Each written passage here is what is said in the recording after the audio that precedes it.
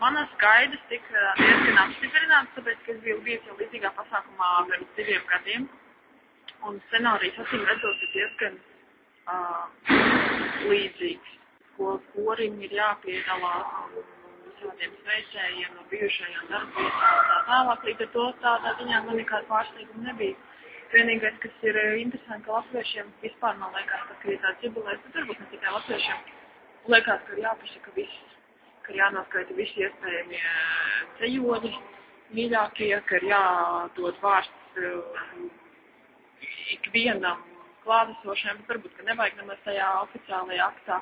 Nu tā, ka ir iespējami daudz, ka katram iespējami daudz jārunā.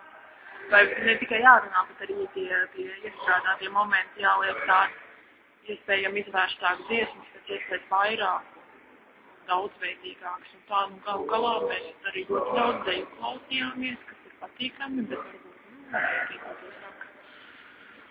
Bet neskatoties uz to visu tādu inscenētību, tās cilvēka emocijas jau galvārā ir īstas, un man liekas, ka tu redzi to prieku šīs veiktā cilvēka acīs, tas jau tad vienalga iet tam visam iestudētajiem pāri, un tomēr ir aizpildīt.